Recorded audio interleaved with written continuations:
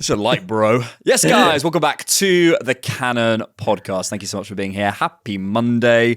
Hope you're all doing very well. We've got some exciting stuff coming up on the Cannon Podcast this week, so do make sure you're subscribed wherever you're watching or listening to this. We are here the morning after the night before, after England played against Serbia in the Euros. And there's this guy who's sort of come out of the blue. Bukayo Saka? Is that his name? Saka. Saka. No. England fans have discovered this guy. I don't really know who he is. It's like they've just discovered fire. It's really incredible. So we'll definitely get into the England game and all that sort of stuff. We want to talk about Kivior. We want to talk about We want to talk about Reece Nelson. We want to talk about Osimhen. So strap in. And George has a ring light now, which is really exciting. I hate technology. I hate technology. Yeah, but George, this is a light. Like, technology is technology, but this is just a light. It's really stupid. George is normally always in a really good mood, and whenever he's in like a bit of a more reserved mood, I know it's because he's stressed about technology. It'll be something to do with the mic or the light. Tabs are closed. He'll log on and go, "Yeah, you're right, mate."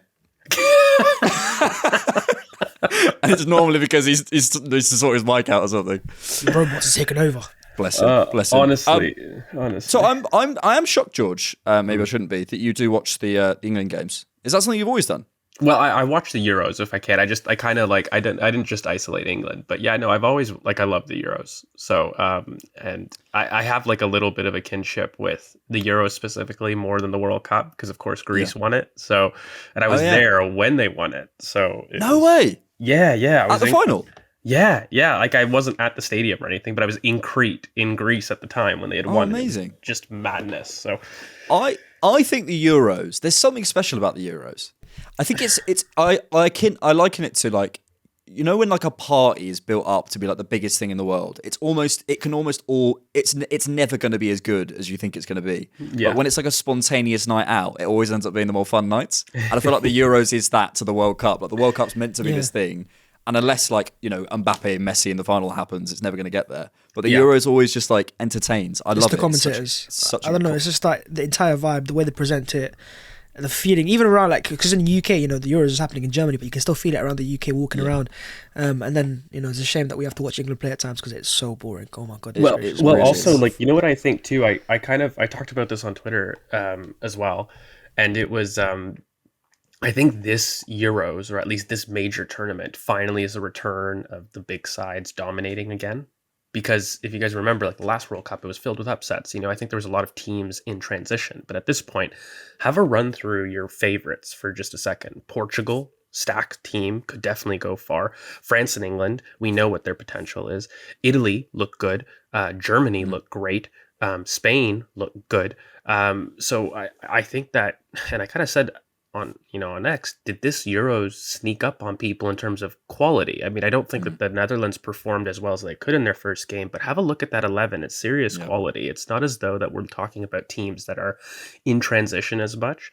And I haven't even talked about potential upsets that could happen, but that's a good 5-6 teams that could throw their hat or look across the bow and say, we have a chance at winning the Euros, which I think is pretty incredible. It's a really... quality competition, I think, this year. It really is. I've had a lot of moments of being like, they play for them. Like, you've had a lot of those kind of moments. Like even Spain, you kind of, I don't know where I like rank teams and stuff, but you kind of just think like, well, Spain aren't really at their peak, but they still got Rodri. I mean, Lamine Yamal, man, crazy, scary talent. He's 16. It's like Messi on the dribble, Mbappe with a shot, Ronaldo with his running. It's like, what? Who is this? He's 16. I think he'd be a great backup for Bukayo Saka.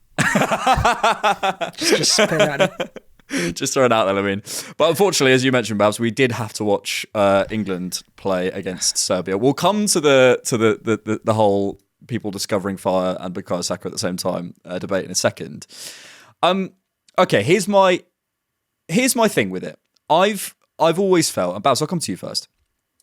I've always felt Southgate's a director of football and not a coach. And I've said that before. I won't lean too much into it. And here's what I mean. The usage of Kieran Trippier last night was the perfect example. In build-up, he offered absolutely nothing because he was the elbow fullback, giving us nothing and making Mark Gahey and John Stones' life really, really hard. So he wasn't offering himself as an option as a third centre-back or even staying wide. And then when we were high, He wasn't creating the width and being the sort of the guy who would sort of stretch the defense for you. He was again pulling himself inside and only using his right foot. And I'm like, at some point you have to move past it being Kieran Trippier. It has to be Southgate's decision to allow that to happen. Similarly, again, when towards the end of the game, Serbia had a couple of moments. You can feel the energy in the team start to change, and you just watch Jordan Pickford go, right, everything's going long. And we don't trust. If you don't trust John Stones to play out from the back for you, I actually can't help you. Like, I can't. Like, I don't get it. And so, while of course people will be saying they won the game, mate, get over it. Like Southgate's brought the team together 100%. But this is why he's a director of football. He puts people in the right places, mostly. But then what happens is they start changing their instructions. They start doing different things on the pitch. He doesn't have, in my opinion, the strength of character to say, Jordan, put the ball on the floor and keep playing properly. Don't do that. He doesn't have the strength of character to say, Trippier, if you don't use your left foot, you're coming off the pitch. I don't believe he has the coach's mentality and the coach's mindset to spot problems and then actually deal with them and the strength of character to deal with them. And of course, we won against Serbia. But I'm telling you, we're going to be sat here in a month going, Southgate out. I'm telling you, it's just going to happen. I'm sorry. Yeah, well, he's going at the end of the tournament anyways. This is his last ever tournament. And look, I think what you're alluding to is lack of philosophy. We don't know what Southgate ball looks like. Is it defensive? Is it, we want to go play free-flowing football? Fans get confused, especially when you look at our talent and the players that we play that have, managers like Pep and Arteta, Walker, Stones, Saka, Rice, Foden. These guys play for top positional play teams. Surely you can, use their experience of playing in those systems to lean to in these type of games, to give some composure. The fact that you've got that level of technical quality and you're going long, as you said, it doesn't make sense. And it's just the boredom as well. Like, honestly, I was literally about to fall asleep during the second half. That's how boring it was. And this is the Euros. This is like a competitive tournament. And I think fans can just see what's going to happen towards the knockout stages anyways. You might get the odd result here and there, and we can, in the big games, maybe turn up, because we've got some really top players. But the lack of style of play when you compare it to Germany, to Spain, to other teams in this tournament, you go, we're miles behind, not in terms of quality, but in terms of tactics. And that's why I'm looking at going, who are we going to go post Southgate already, even because I don't think we're going to win this tournament, despite the quality we obviously have. Yeah, I said a couple of times, if we do win this, then great, but it's not because of Southgate. I'm sorry. We win it because of the individual talent that we've got. And to his credit, to some degree, he's putting the right players out on the pitch, fine. But then, as I say, not having the quality as a coach to recognise what's happening in game and make the changes that need to happen and have the sort of the strength of character to tell the players, look, this is your job. And actually, Germany, George, is a good example, because I look at that and I go, it's pretty basic stuff. It's asking Toni Kroos to be behind the ball, having a lot of touches. It's saying, okay, Scotland are going to play 5 at the back. Let's make 6 lanes of attack. Let's put Musiala in the right lane. Let's put Havertz in the right lane. Let's put the other players in the right lane. Stay strong in transition. No problem. I feel bad because the detractors of Southgate will say, look what he's done for the team, whatever, and that's absolutely fine. But my stress is when you look at the quality that England have, and you look at the quality of, and you look at other teams as you mentioned, and the quality of coaching they have. Nagelsmann, Roberto Martinez, Didier Deschamps. Okay, there's a range of outcomes there, but they're coaches. They're not directors of football. It's just frustrating. I think that you kind of almost answer your own question as to the quality of Southgate when you start saying what he's done for the culture of the team, yes, and not talk about the pitch. Yep. When you start talking about a coach and you start talking about what he's been able to foster in the camp, then you're not talking about a coach, right? And look, he's a nice man. It's not that you have to sit there and hate. There's not this hatred towards it, but fundamentally, I don't even think the Nagelsmann and the Scotlands, like when we talk about it, that it's even tactical at this point. Because when you think about the Euros and you think about a tournament football, right? You're never with them for enough time to really identify a style of play, if we're really being honest about it. Potentially, maybe some really top level managers can within a couple of weeks, but that seems odd. I think even new managers, you give them at least 4 weeks, at least a preseason, to establish, okay, that's a style of play that I can associate with this manager. They don't get that. They rarely get it. And when they get international appearances, it's more about selecting a squad and a profile for a team. So really, Football's a simple game, and I think you need to get your best players in their most comfortable positions as often as possible, and you need to be solid defensively, and you need to be able to maximize your moments. That's how you win a tournament at its very basic core. So you need X factor.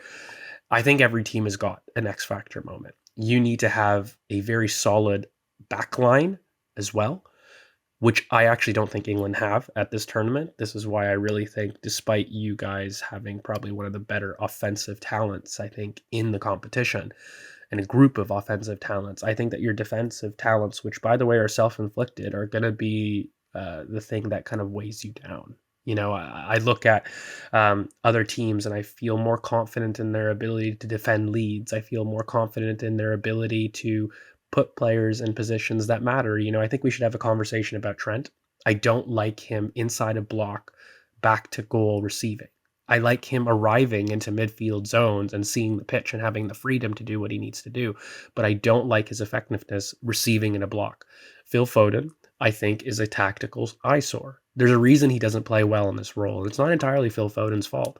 But I mean, you're not maximizing a front line that rarely has an outlet, bar Bukayo Saka, and asking somebody who's effectively more of a 10 or somebody who's more of a two-way 8 midfielder to basically be your outlet on the left with a strong-footed Trippier behind him. Like it is set up for him to fail, and I feel bad. But fundamentally, he doesn't impose himself. And I think that you've got to start to make a decision about who you prioritize. You know, Jude Bellingham, these Bukayo Saka, these are players that have performed for England. Therefore, get them in positions that matter. You know, Harry Kane, why is he on the pitch for the amount of time that he was?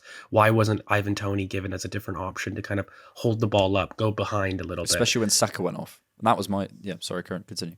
No, 100%. And it's those things that I worry about. So while I think I have other, teams that maybe have less talent, I worry. Look at Italy, for example. Their team is built on, look, they've got good talent, but I wouldn't say Italy are a team built on individuals, you know, not like Portugal, not like France. They rise to the level of their competition, which is bad and good. For England, I feel as though that England play within themselves constantly. They've done it at every single tournament. There isn't a level of handbrake off feeling. And I don't get it, because I feel like, wouldn't English fans appreciate a team that went out there and lost 4-3, 3-2? Like, you have the talent to do it. I don't think you get crucified. You're going to get crucified anyways. Why not get crucified for playing attacking, forward-thinking football that maximizes your youngest talents on the biggest stage in the world? Especially at your final tournament. Especially at your final tournament. And I hear what you said at the beginning about, you know, the time you have as an international manager, and I get that. And for someone like a Nagelsmann, he's not had much time. Southgate's been there for 8 years. I know. At some point, you have to start saying, okay, I'm not expecting Guardiola ball, but I am expecting a clear idea. And to be fair, at points in that game, it was a clear idea to get the ball out to Bukayo Saka, and that's absolutely fine. And actually, I disagree with it, but at least he's making a decision with the Trent thing. Like, even that, I go, look, I don't think that's the best way of using Trent, but you're making a decision. You're mostly putting the best players on the pitch. But when, for example, I watch Bukayo Saka go off, the outlet goes off, and we still play long to Jared Bowen, who's a runner, I'm just going like, what planet are you on? Like, you don't need to have the most brilliant, perfect coaching and get every single decision right, but it just feels like, I don't know, it just feels like whenever he gets something right, it's by accident. Because whenever he takes something off or changes something, it feels like he's completely confused himself in what he's doing. I also agree with your point, and I'll come to you, Bhavs, in terms of platforming and making a decision about who you're going to platform. For me, England have 5 players who I would suggest make the difference and could change from their performance, not necessarily by them scoring, but their performance changes a draw to a win or a loss to a draw. And I would say they are Rice, Saka, Trent, Bellingham, and Kane. I would say those are my 5. You may disagree with them, and that's fine. Someone like a Phil Foden, Babs, to me, his best areas are going to be taken up by Bellingham and Kane. And basically, you may need to make a decision. Do you want Bellingham and Kane in those positions, or do you want Kane and Foden or Bellingham and Foden? And for me, I'd rather have Foden as a wide recycler, out wide, and being the sort of the outlet or whatever, or you drop him to the bench and he's an impact player. You can't platform every single person, especially when their best zones are in your 2 other best players' places, right?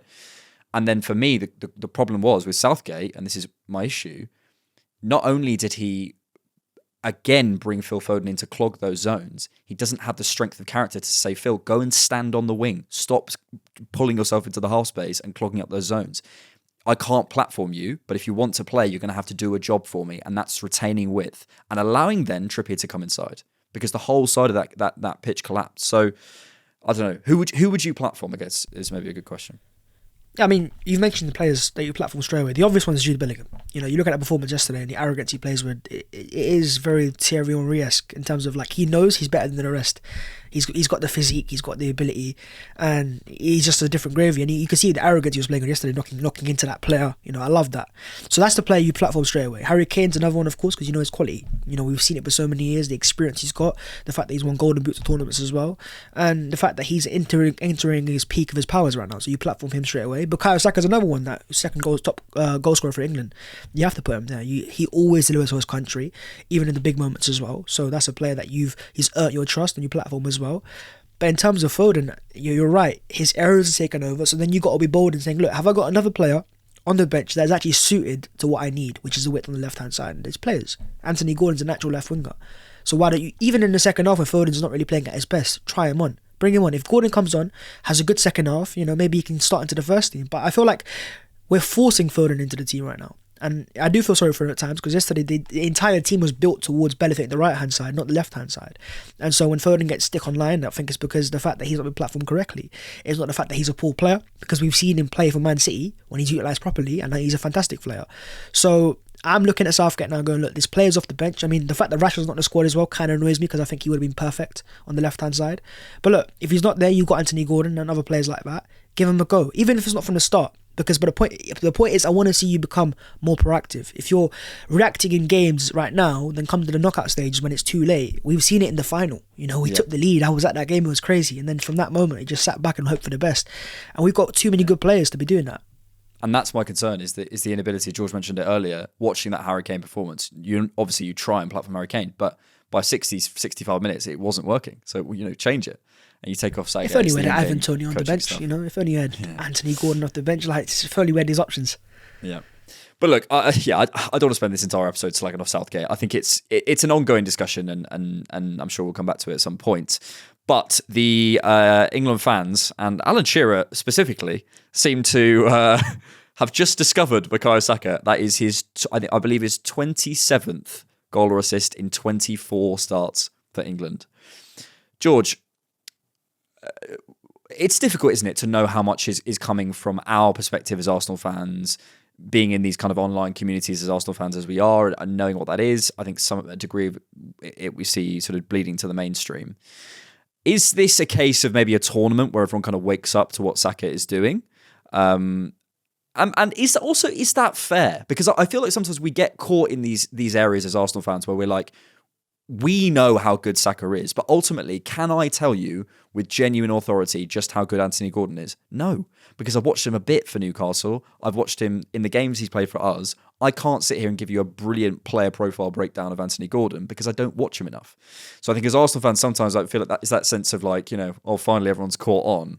But to some degree, these are the sorts of tournaments where everyone does clock on, and maybe that's okay. Do you know what I mean? It's a difficult question for me because I can understand an Anthony Gordon who's just come into the England squad. Bukayo Saka's been in your squad for 18 months, nigh on 2 years, and was your player of the tournament at your last major tournament for your team. He was the best performing England player in that team. So, I mean, like, even in the case of Adam Warden, Kobe Mainu, I understand guys that have recently come into the fold that maybe you may not be 100% knowledgeable on because they're not from your club. That I understand. But you do have an idea.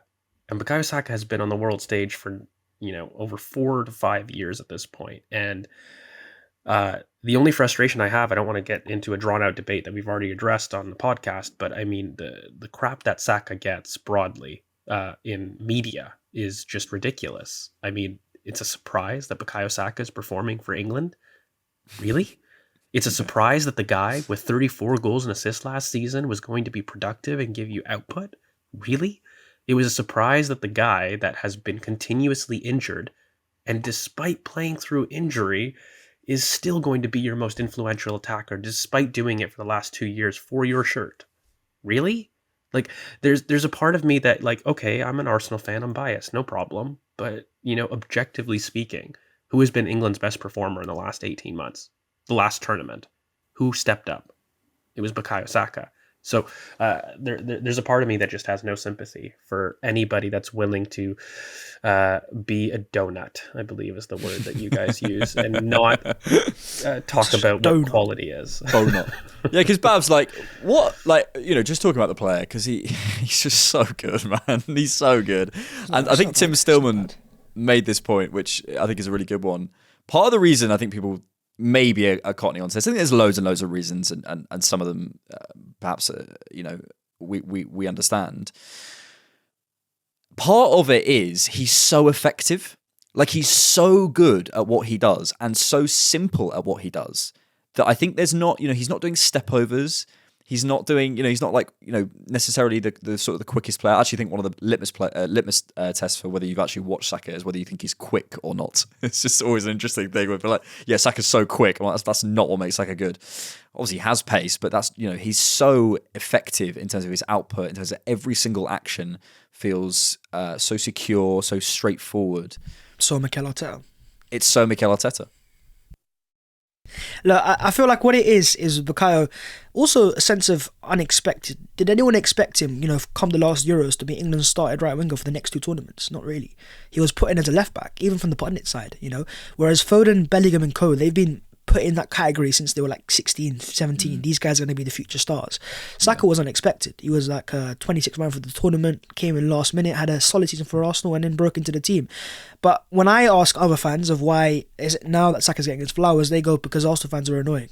That's what they say, is that Arsenal fans are annoying, and how dare they represent their player and back him after his 30+ goal season, season that he's just had. And how dare they say he's good and deserves to start for England after 2 tournaments of being the starting right winger. That's where we're the annoying ones. And I feel like, it is probably jealousy as well. When you've got a good player in your team, I've seen it with Harry Kane at times where sometimes teams are jealous and they try to play the player down.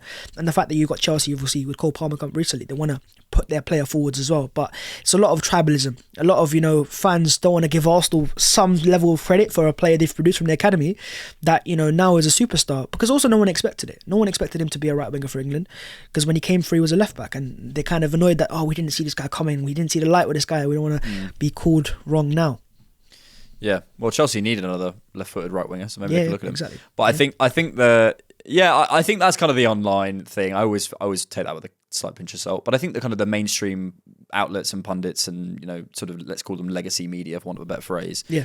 I think this tournament will really make everyone go, okay, he is actually the star of the show. Alongside the Canes. Why do you think it's taken so long, though? Because, it's coming from your own journalists. We're not talking about foreign journalists that are making claims. Like, Saka has been in English football for absolute years. He's just had a phenomenal season. And I'm genuinely perplexed because from somebody from the outside, of course, I'm an Arsenal fan and I want to see my players given the praise that they deserve. But Bukayo Saka at every level has not been accepted by the media, by rival fans. And I don't get it. Like, okay, I understand hate for a player to a certain extent, right? You push that to a side. He's been a mentor. He's been a shining light in terms of a leadership profile, in terms of being something to look up to and doing things the right way, in terms of how he's come up. He's never been controversial. So I'm very confused why English media, and let's keep it English media, continue to deplatform one of their biggest stars. I don't get it.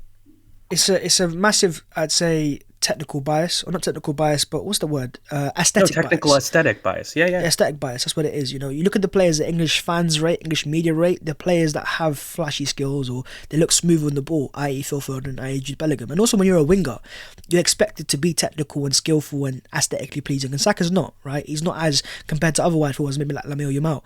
But it was the same with Mo Salah. He gets the same thing where Salah's been so fit for so long that people still don't rate him at times. They go, but he has odds better than this guy because he's got more skill. It is like wingers people look at and they go, I want Ronaldinho. I want Lionel Messi. I want aesthetically pleasing wingers. And when you see someone who's not as aesthetically pleasing but very efficient, your brain gets a bit confused. Okay, this guy's good, but he's not giving me that same feeling that maybe a Yamal gives me. I think it's massive aesthetic bias. And because Saka doesn't have that compared to the rest of it, he gets underrated all the time.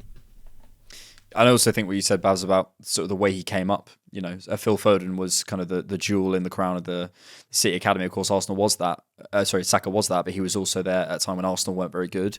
Jude Bellingham's gone abroad, and he's had that very, very different, hype and stuff like that. I also don't think we should ignore what we were talking about the other week. I think there's definitely a bias towards, young black players. We've seen it. It's not even a debate particularly. We see the way the media have treated Raheem Sterling, the way the media have treated Marcus Rashford, and so on and so forth. It's tangible physical evidence that there's that out there. It's loads of things. So I feel on a more optimistic note that this will be. Well, I take your point, George. It shouldn't have taken this long. I do feel this might be the tournament that everyone starts to go, okay, who are England's players? Saka, Bellingham, and Kane. Like those are the three that you go, yeah, that's who we rely on.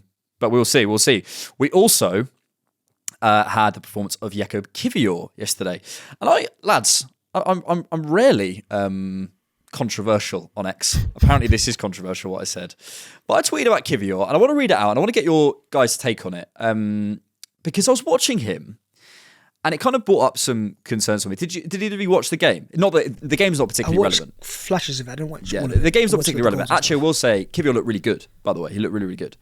I said, Kivior, what's my issue? He has so much going for him. It just feels like he hasn't got a big enough personality on the ball. It's like he's mentally fatigued. I don't think I've ever seen him smile. Does he ever need a football break? Personal stuff, thinking out loud. And I said that, and I back it because I watch Kivior, and I just think you have clearly such technical quality. Your frame and your ability on the ball, that match is set for elite football. It's like William Saliba. When you're built like that and you can play a ball like that, you can play somewhere. You're going to be able to play somewhere. I think he looked really smooth in his natural position. He looked really calm on the ball. But when he's on the ball, in terms of that aggression that I need, or the sort of the sense of enjoying his football, I don't quite feel it. And people were sort of mocking that sense of, you don't see him smile. But it's actually it's the reason I said that is whenever I look at him, he just looks tired to me. He looks tired as a player in his actions.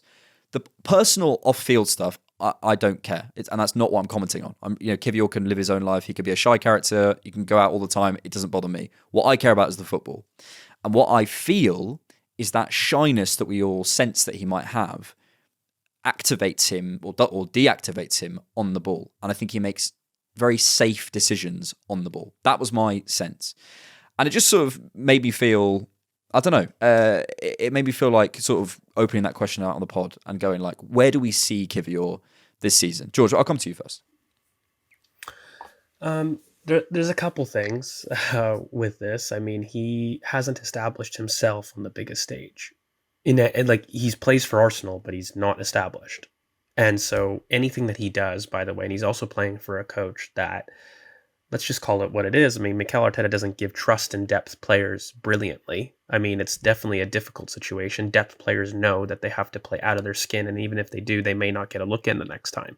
So from a club perspective, it's difficult. And then when you talk about internationals, I mean, he just got his debut in the last couple of years. I think that he hasn't been a mainstay in the Poland backline for quite a while. So from every aspect of his career, he's approaching a level of integration to a squad. And especially from a center back perspective, you have to be solid. As soon as you get a mistake, you're marred. You get an impression. And so there is a level of, I think, playing within himself. The one thing that I kind of am with you on is I don't think that we see the technical skill that we know that he has. Like there's flashes, and I think that there's a level of you needing to have that trust, but does he have it from both a managerial or an international perspective as well as club perspective? He doesn't. And so I sympathize with that, and I understand what that's like, and I understand what that's like even attempting to get a coach's trust from that perspective. I mean, even just the last tournament when he completed his transfer to Arsenal, there was comments of Lewandowski saying, we don't really know this kid, and he's come in and he's a really good player in training. We see it, but he's just got to transfer to Arsenal, so the world's at his feet. That was the commentary coming from the captain, probably the biggest captain at the club, or at a country rather. So again, I balance these things, and I'm struggling. I do think actually Kivior will have a really good tournament, and I think that he is somebody that will be a surprise, in which a lot of people will say, "Wow, that's an interesting player." But he's been very highly rated in Italy, and I think what it comes down to me is there's a lot of commentary on X that's unfair about Kivior.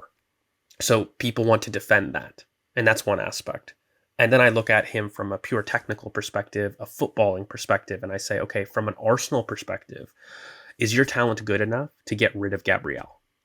I'm not sure that it ever will be, but I love him. And from a backup perspective, he may be too good enough, one of those that is too good enough to be on the bench, but maybe not quite good enough to build your team around as an elite Champions League and Premier League double winning team. And by the way, that's okay. Yeah. so fine. So you don't need to be like an elite player in that sense. Yeah. So yeah. I think he's caught between those two play, right? And international football will suit him, by the way, because I think it gives him more time and space than he does and receives in the Premier League. So I actually do think that he'll show up really well in this tournament. I just don't know if he's got basically the trust from both a country and a club perspective for you to basically demand him showing the personality. But on the other hand, you're saying you've got the quality to. Yeah. At some point, you've got to arrive. You're 24 years old at this point, right? So you've got to arrive and stake your claim. Otherwise, your career won't be maximized to the talent that you show.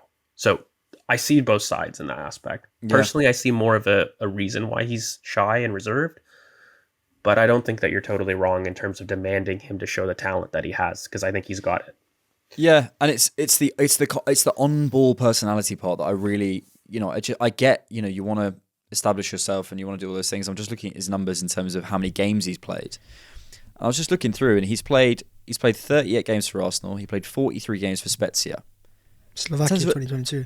In terms of it was in Slovakia in 2022. In terms of at the top level, he's really not played very much, and so maybe I'm expecting too much, and that's fine.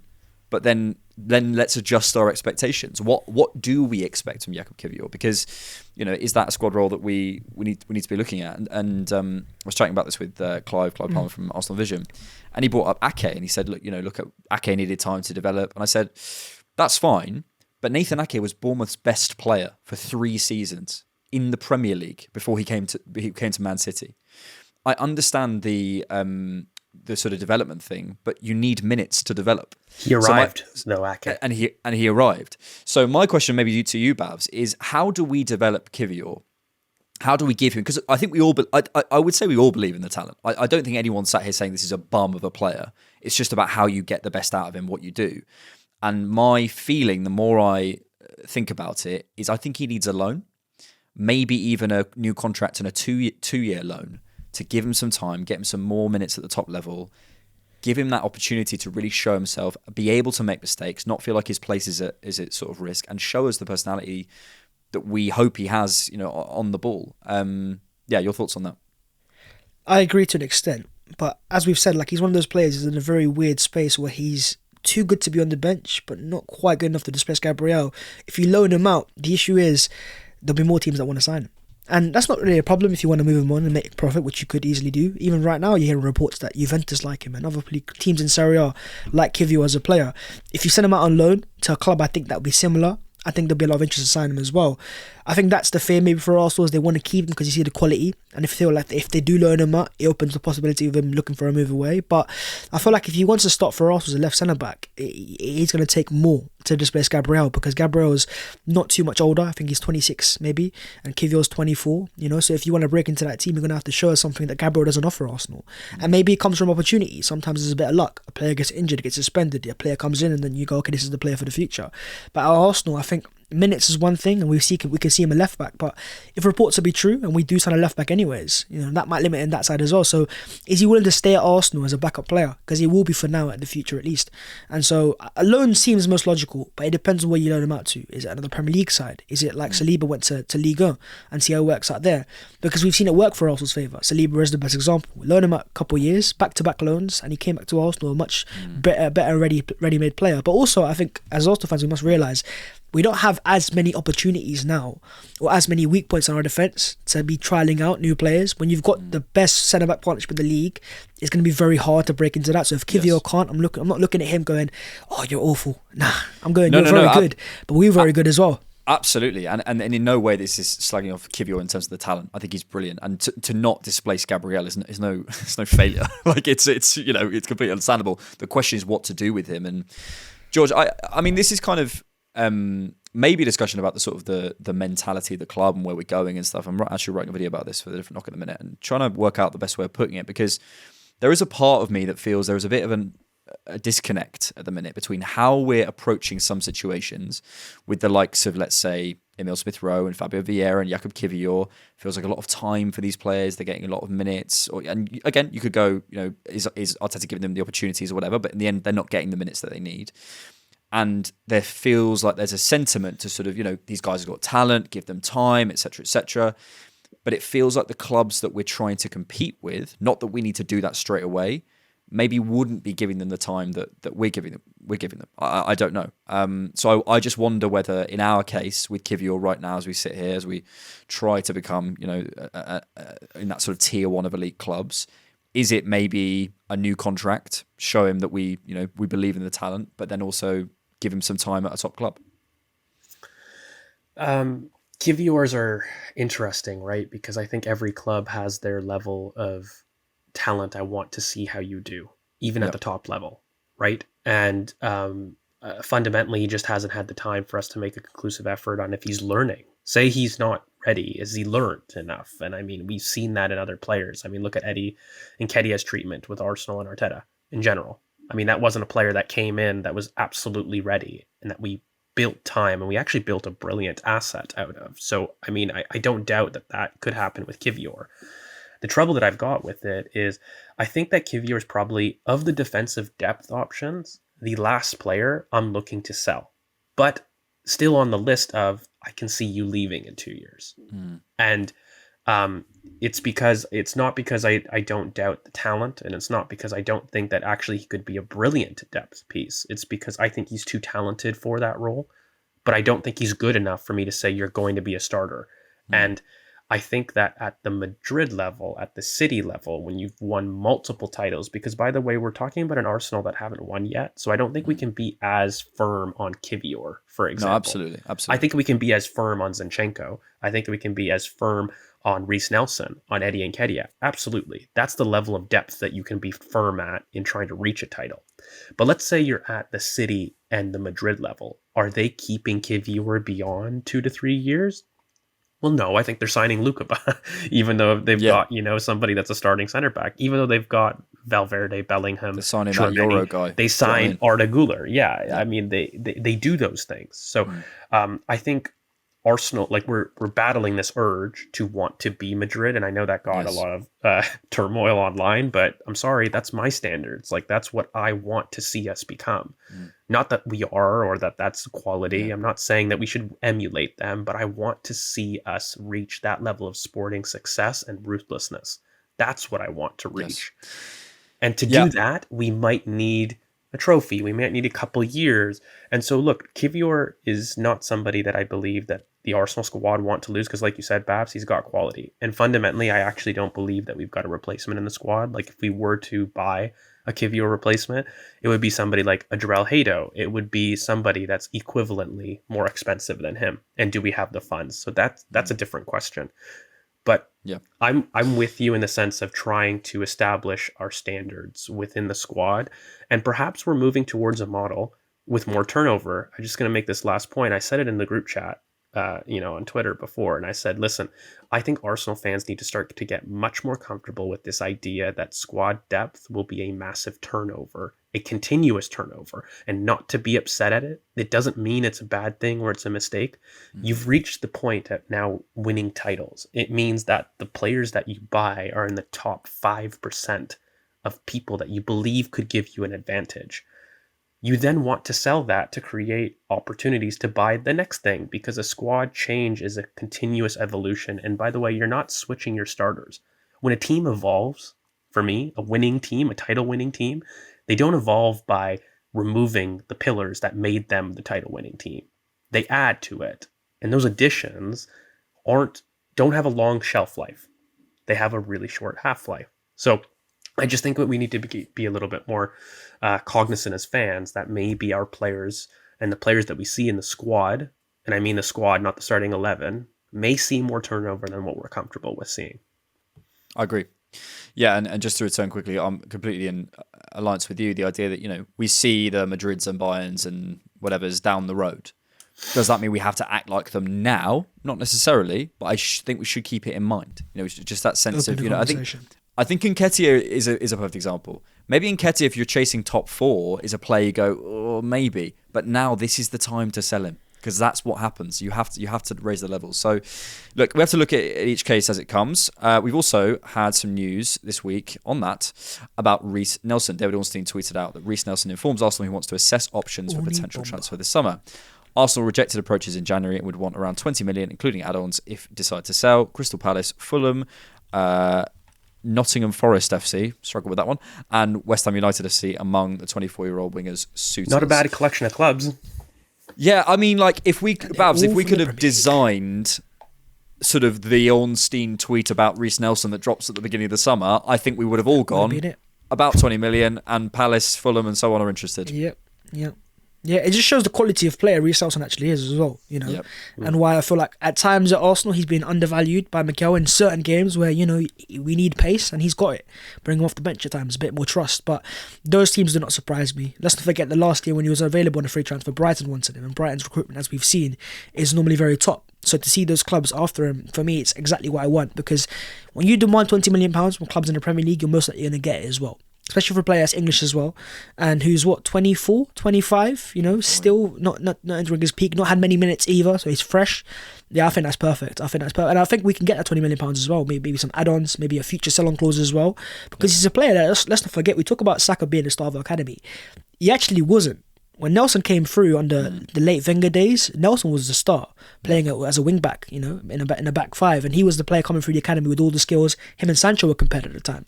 So to see him now, and I expect him to leave anyways, and £20 million would be perfect, especially for FFP and how to reinvest it as well. I think those clubs are exactly what I wanted. Yeah, George, this is the discussion about the academy that we need to keep. We do need to have at some point, but this is, for me, this is a perfect usage of the academy. Like, it's perfect. And actually, as an archetype of sort of, okay, we're sat in discussions with, Perma to Saka and Tim Lewis, and we're talking about the academy. We should be going, look, Reiss Nelson, £20 million, Alex Iwobi, £30 million, Fuller and Balogun, £30 million. Like, that is... Joe Willock. This is Joe Willock. These are the examples of the players that we can absolutely aim for. And I think it's funny, isn't it? It's like, what is the aim of your academy? And I think a lot of people's answers would be to get people into the first team. And I'm almost like, I'm sort of getting to a point now where I'm sort of saying, is that the aim? That should be almost like a byproduct. Of course, you're training players, but 99% of those guys, you're hoping you're going to give them professional careers in the game. If one or two of them, you get a Bukayo Saka, an Ashley Cole, generational talent, then great. But you can't plan for that. You can't plan for Bukayo Saka. And by the way, also, I was listening to something the other day, it reminded me, 16, 17, 17, 18, Saka was not, as you said, Bhavs, Saka was not rated like that. So you don't even know how things are going to develop. Like, of course, some people would have seen him. George, I'm sure you watched his U8 days. There was a quote, wasn't it? But there was a quote from the Arsenal Academy coach. He said that Saka can't, he said as a winger, he can be top 15, but as a wing back, he can be top 5. And that's from an Arsenal Academy coach, by the way. So someone that sees weekly. Yeah, no, 100%. So, yeah, George, I mean, in terms of like the aim for the academy, this is it, right? Look, the academy for me has 3 different branches. Firstly, it's about creating professionals.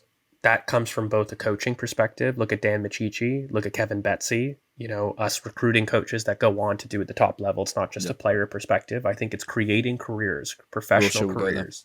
Yeah, that's one aspect of it.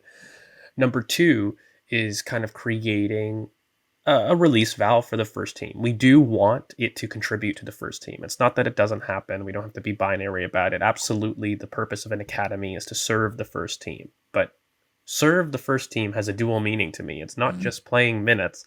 It's also ensuring that you create value so that the first team can buy value where they see it.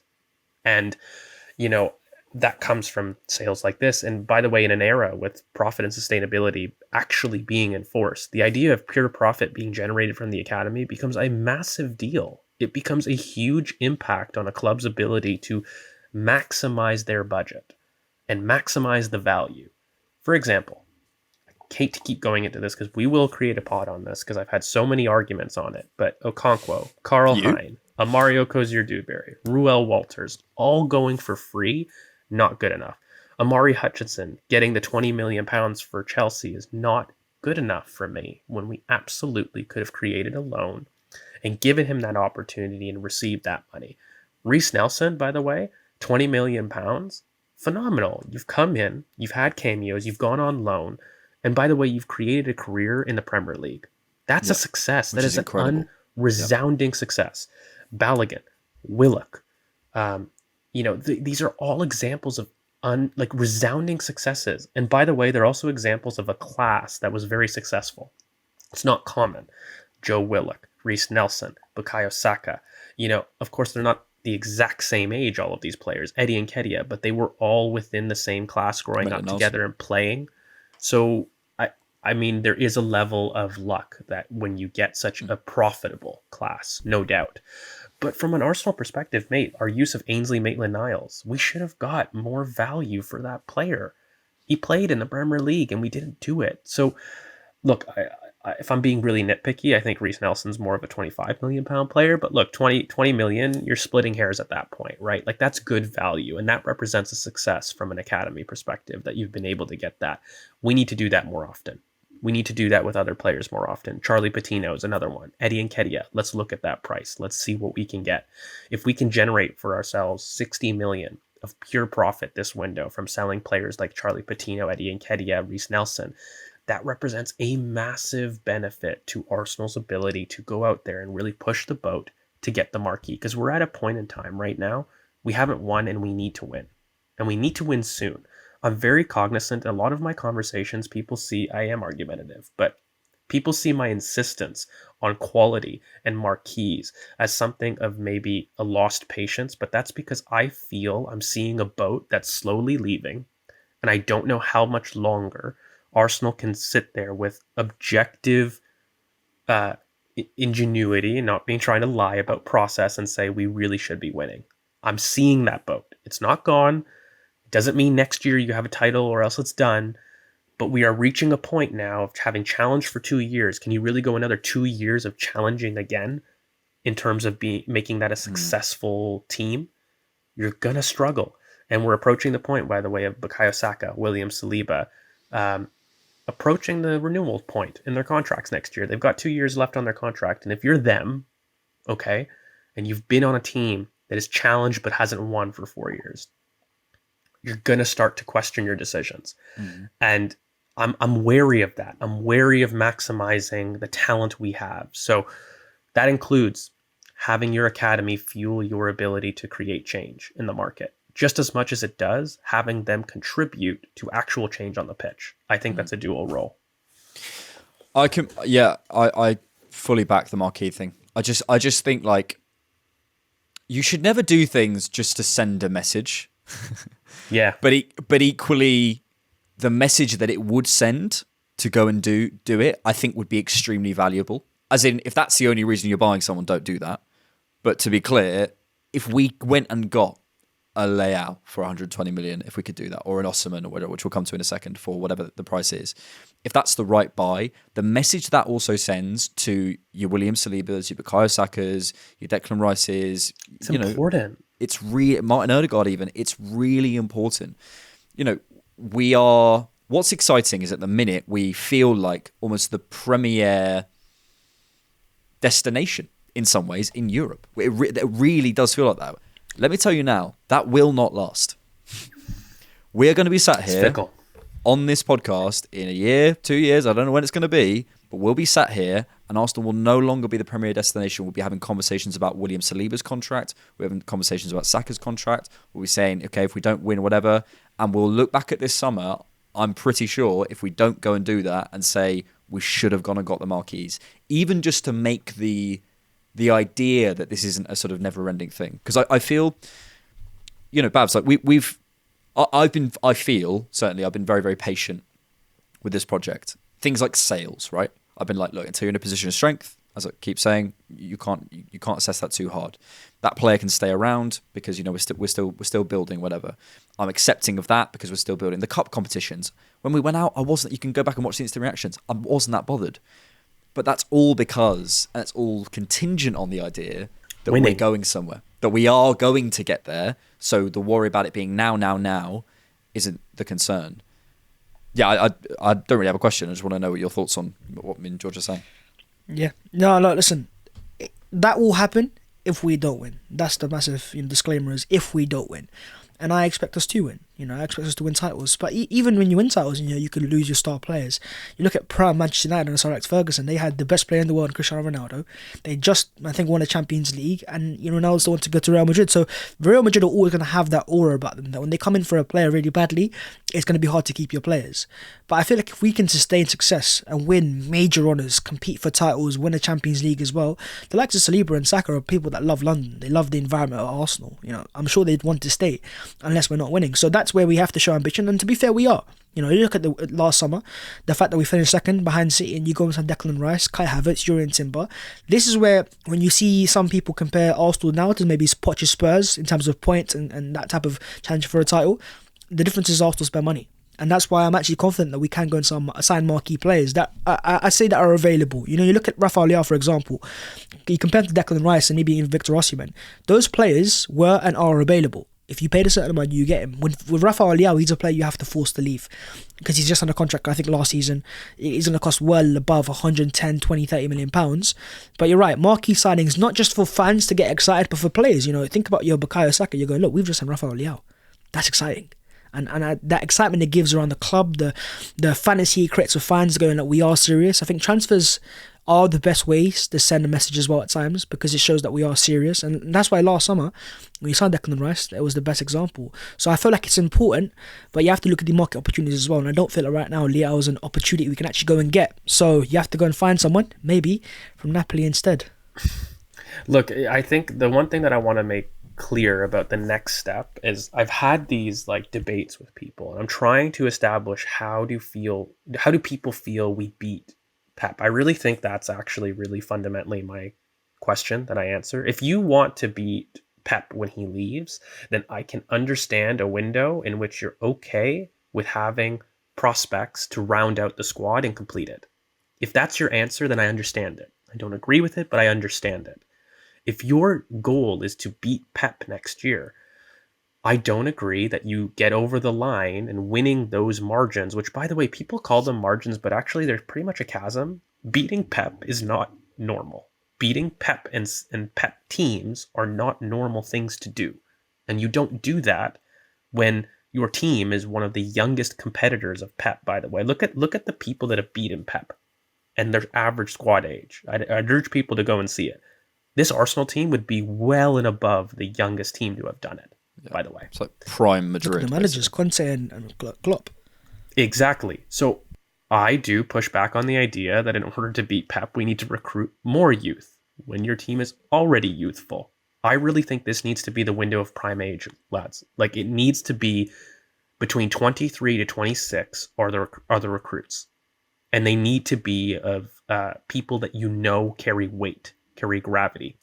We've talked about the problems that they solve.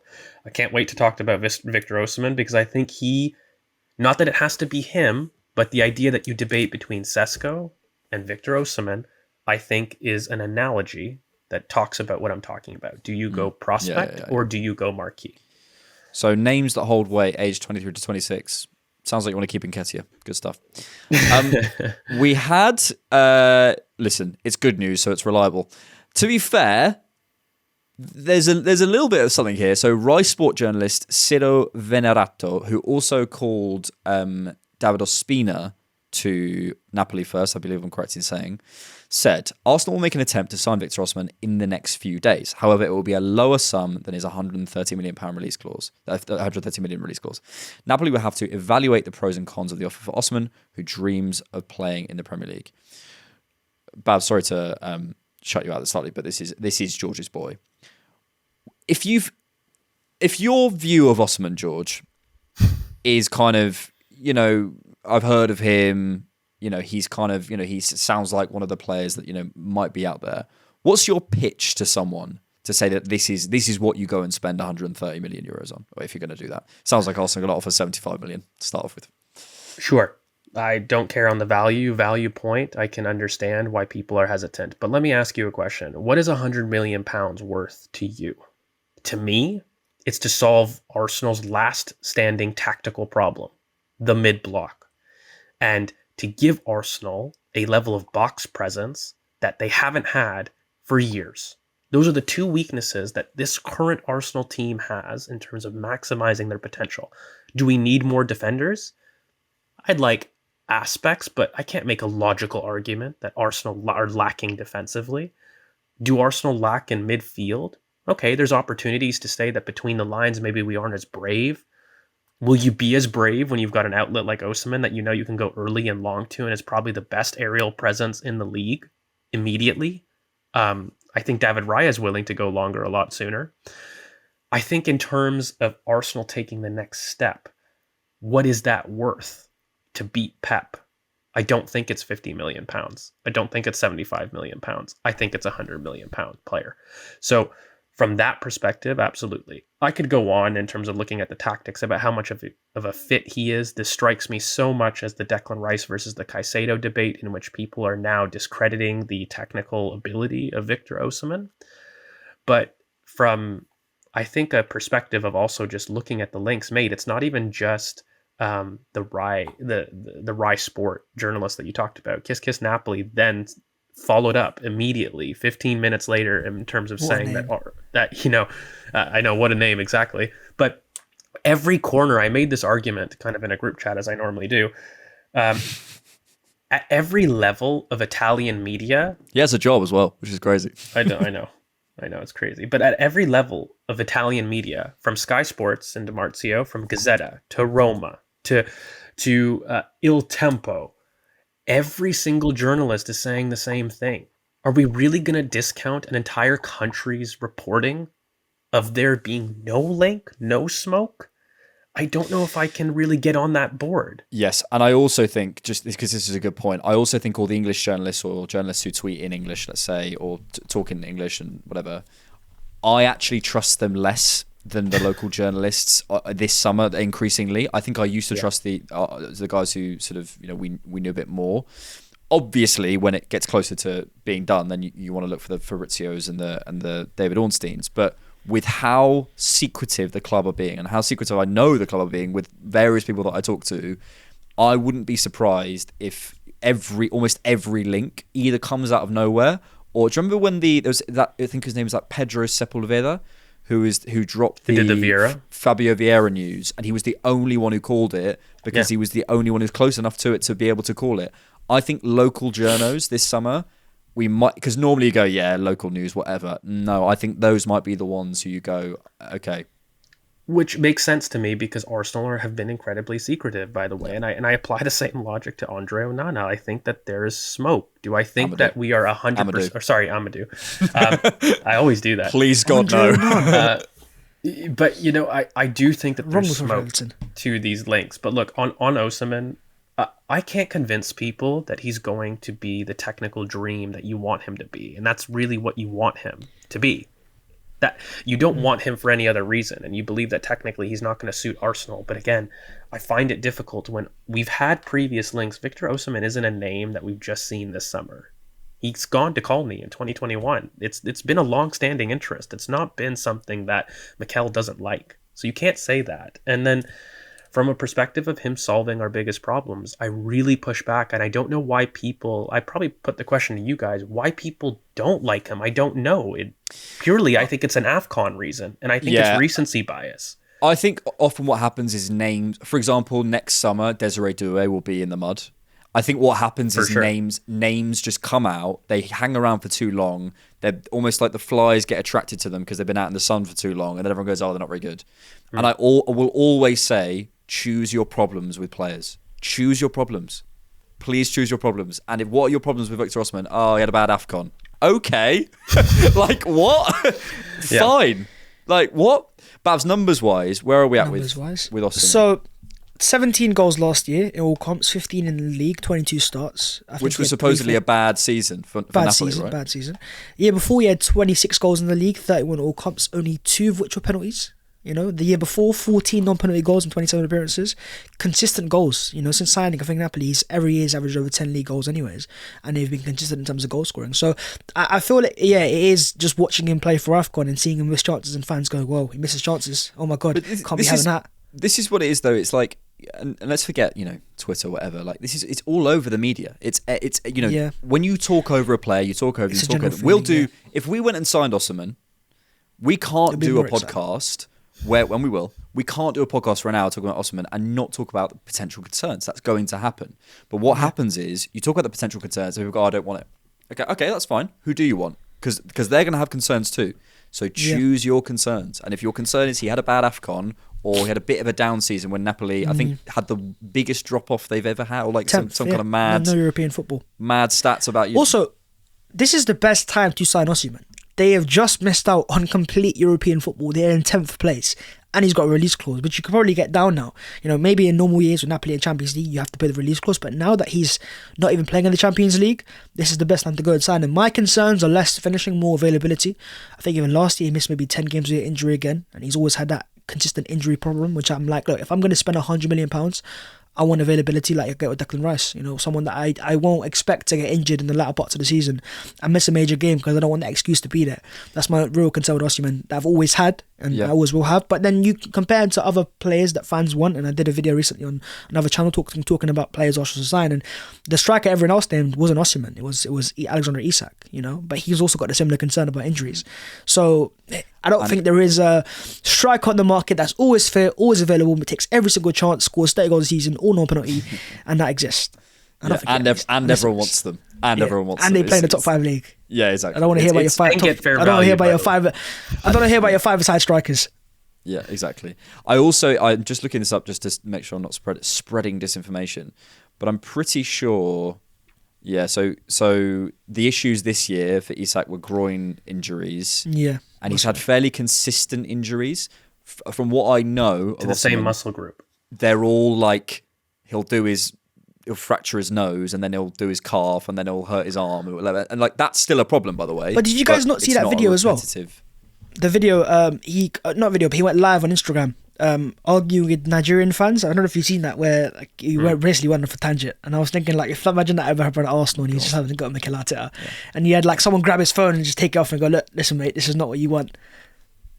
Yeah, look, I mean, from that perspective, that also came from kind of the narrative that the coach was questioning his commitment and him coming to AFCON, which, look, if it wasn't true and I'm somebody that's like one of the superstars, I'm going to be pissed about doing that. I'd carry that same energy with anything. Again, for me, when players go to social media, do they disrespect the team or the coach or the club?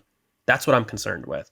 If you're defending your character after somebody's made a claim after you that's not true, then I'm going to agree with it. I'm going to understand that perspective. But I think, look, from a Napoli perspective, from a Victor Osimhen perspective, I think that if the deal makes sense, Arsenal will do it. They've looked at it. They like him. And I think Arsenal are weighing their options. They're seeing what we can get away with in terms of, can we negotiate down? I think in terms of the player, and I want to keep it on the player because people's concerns are on the player, what I'd like to say is I think that there are 5 specific states of play that I could give you that Victor Osimhen scores at minimum 5 goals in the season, by the way. And I can name them specifically. Set pieces, given the way that we prioritize them, he will score at least 5 set piece goals. Whether from 3 free kicks, from corners, he will do that. In terms of being able to run beyond the shoulder, in terms of the channel runs and finding space on the right-hand side, which is, by the way, his best finish, he will score 5 goals minimum. In terms of being able to have a target as a half-space crosser from the back post, in terms of Bukayo Saka or Martin Odegaard, look at how many times we did it, by the way, towards the end of the season, and it was Trossard seeing those chances. I'm sorry, Victor Osimhen at the back post, that's 5 goals. Another one, cutbacks. We are probably the biggest cutback team in the league. Victor Osimhen has one of the best movements in the box, and specifically in the 6-yard box. What do Arsenal lack? They lack somebody that's a killer in the 6-yard box. Another 5 goals. So when I talk about his link-up play, which, by the way, I hope we'll do a tactical video at some point to really dismiss Maybe some we of should do these. the scouting on him this week, George. Maybe we should. I was just thinking that. Him or Onana, like, we'll do it eventually. But Yeah. again, as a target out from David Raya, he will finally have an Ivan Toney-esque ability to hit somebody and get it down. So I think we'll see a difference there. Look, I'm not here to convince people that he's the silver bullet. And I think if we don't get him, I don't think that our summer's over. I think that I can find ways to create value in different areas. But I maintain, for a player that's now 24, he's completed multiple leagues in both France and Italy. We're talking about a winner who's won a title, somebody that can come to the forward line, bring something different with experience, gravitas, and actually start to worry players. If Victor Osimhen lines up, does Pep ask City to be that high against Arsenal? He doesn't. And look, are there other players that can do it? Sure, but he ticks a lot of boxes. And lastly, by the way, he's a worker out of possession, guys. He's not somebody that shirks that out of possession work. He presses relentlessly. He's probably one of the most selfless forwards on the market. So yeah, I see a lot of ding, ding, ding, ding, ding. And when you ask me, is that worth £100 million to solve the last thing that Arsenal have struggled with? If I could turn Fulham, Villa, West Ham, Porto, Bayern into easy wins, is that worth £100 million? Well, actually, factually, it is from commercial revenue. Literally. So yeah. Yeah, and I also just quickly on the thing about him talking about his manager, like, honestly, I think we need a bit more bite in the team. I think we lack a character who is a bit who's going to who's going to basically find out where the line is. I don't hate that at all. He also passes the name test, which is the most important thing. Right, we've got to finish there. We'll be back on Wednesday with an exclusive interview that Bhavs has secured. Fabrizio Romano. We will be there. Here we go. How much is it for 15 minutes? 10,000 euros? Yeah, maybe we need to, you know what I mean? Ask the patrons to deliver. Patrons? Go fund me. Cough up, come on. And we'll also be back later on in the week with some more scouting as well. We'll also be back with obviously the main pod on Monday. Thanks for being here. Thanks for watching. And thanks for keeping it Arsenal. Peace. Oh. Peace. Oh.